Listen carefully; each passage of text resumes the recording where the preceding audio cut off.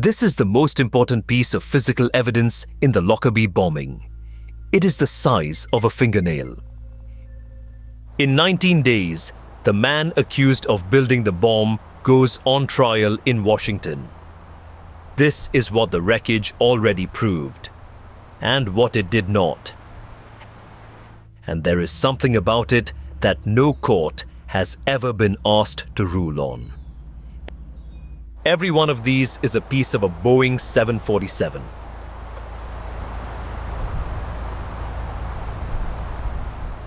Almost all of it was picked up by hand. They fell along two trails.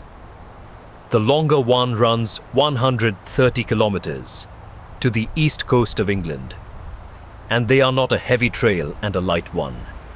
They are two separate moments. The long one is what left the aircraft when it first came apart, still in level flight. The short one left it later, during the dive. It left Heathrow for New York at 18:25 on the evening of 21st December 1988, with 259 people aboard. 38 minutes later, it was gone. 11 more were on the ground in Lockerbie. 270 in total. Every December, their names are read aloud, one at a time, and a bell is rung. 840 square miles, nearly the whole width of Scotland, the largest crime scene in the world. Finding it took hundreds of people, on foot, walking hillsides in winter for months, looking for pieces the size of a coin. Almost everything the world knows about Lockerbie was not discovered by intelligence work. It was measured off the ground by people on their hands and knees. The cockpit voice recorder stops at 19:02:50 at 31,000 feet. It does not fade. It stops. The Air Accidents Investigation Branch found that between 12 and 16 ounces of plastic explosive had detonated in the forward cargo hold. 340 to 450 grams. About the weight of a paperback. That is not enough to destroy a 747. But a blast inside a pressurized tube does something a blast in open air does not. The shock reaches the far side of the fuselage and reflects, and the reflected wave runs back into the wave still arriving. The hole itself was 50 centimeters across, 20 inches. There it is below the cheat line, with the cabin windows directly above it. That is the hole that brought down a 400-ton aircraft. Beyond about 40 degrees from the center, they coalesce into a single front, a mark stem, running parallel to the skin at more than twice the incident pressure. And here, the report says something you would not guess. That stronger wave was not what shattered the aircraft. The skin failed in the cone at the center, the one region where no mark stem forms at all. From that hole, failure ran forward through the fuselage, and the nose section separated from the rest of the aircraft within 3 seconds. A charge standing 25 to 27 inches off the skin gives a shattered region 18 to 20 inches across, and the size depends almost entirely on the distance, hardly at all on how big the charge was. The wreckage reconstruction showed a shattered region of about that size. And the reconstruction of the container and the fuselage, measured separately and by a different method, put the charge at 25 inches. The device was a Toshiba Bombbeat RT-SF16 radio cassette player, packed with Semtex inside a brown hardshell Samsonite suitcase. Model number, color, case type, reconstructed from fragments. Baggage on a 747 does not travel loose. it travels in aluminium containers. The one that mattered was labeled AVE 4041. Work backwards from the shatter zone at the standoff the physics requires, and you arrive inside that container. Not near it, inside it. Everything close to a detonation is driven outwards into whatever surrounds it, and the surroundings keep the record. That is why so much of a bomb that has already gone off can still be recovered. About 1,200 items were significant enough to be entered into the database, and 90% of the hull was laid out on a floor. Every recovered item was given a reference, where it was found, what it appeared to be, which part of the aircraft it might belong to. That labeling is the actual investigation. A fragment with no record of where it lay is evidence of nothing. Out of those 1,200, a handful decided the case. And out of that handful, one is the reason a man went to prison for the rest of his life.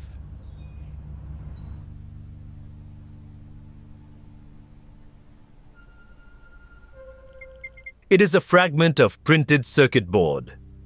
Green, charred at one torn edge, roughly the size of a fingernail. In the evidence register, it is PT/35B. It was identified as part of an MST 13 timer, a device built in Switzerland, in a batch supplied to Libya. That identification is what turned a bombing into an attribution. Without it, there is a bomb. With it, there is a supplier, a customer, and a country.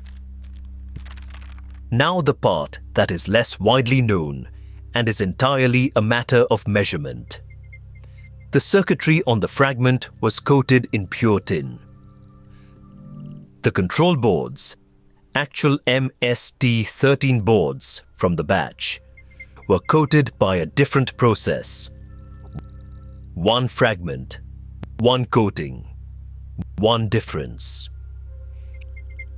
You will find precise percentages for both of those coatings quoted confidently in a great many places. They are not in any court judgment, any commission decision, or any government document.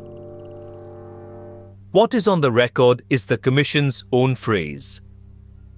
The difference in metallurgy between the fragment and the control boards.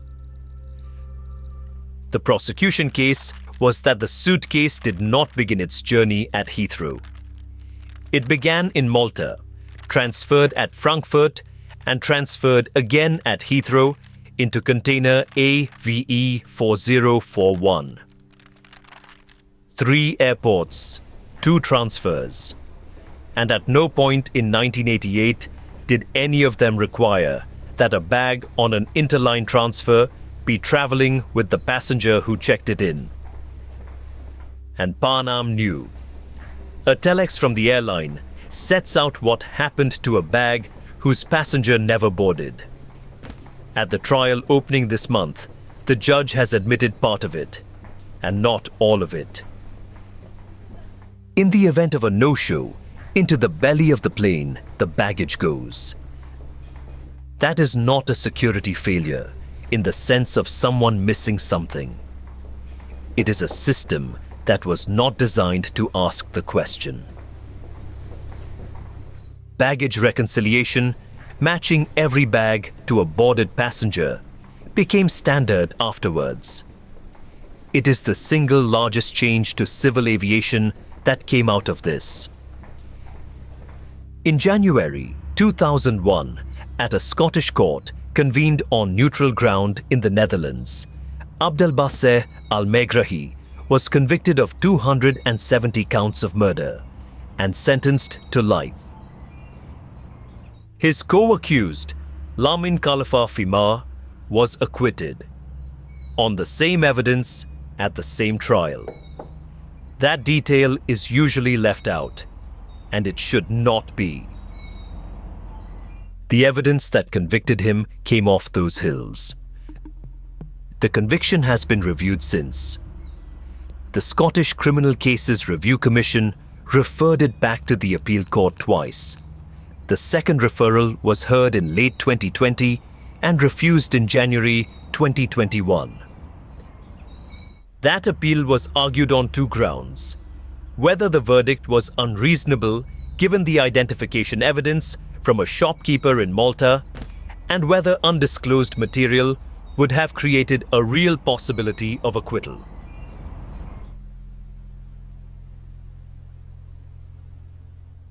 Two grounds. Neither of them was the metallurgy. The tin discrepancy has been examined by investigators, by the defense, and by the commission. It has never been the ground on which a court was asked to decide. That is not a scandal, and it is not proof of anything. Appeals are argued on the grounds counsel choose. But it means that anyone who tells you the courts have settled the question of PT/35B is describing something that did not happen. 38 years after the aircraft came down, the evidence recovered from those Scottish hillsides is going to be examined in open court again. In December 2022, a Libyan man named Abu Agila Masud was taken into United States custody, charged in connection with building the device. He has pleaded not guilty. Jury selection begins on the 25th of August 2026. Masud says a confession attributed to him in 2012 was made under threat and assault. Whether a jury will ever hear it has not yet been decided. Settled. The aircraft was destroyed by an explosive device. Its size, its position, its container, and the 3 seconds that followed. Open. How a fragment coated in pure tin relates to boards coated by another process. A question asked for more than 30 years, and never the one a court was asked to answer. 90% of that aircraft was recovered. Almost all of it agrees. This film was about the part that does not.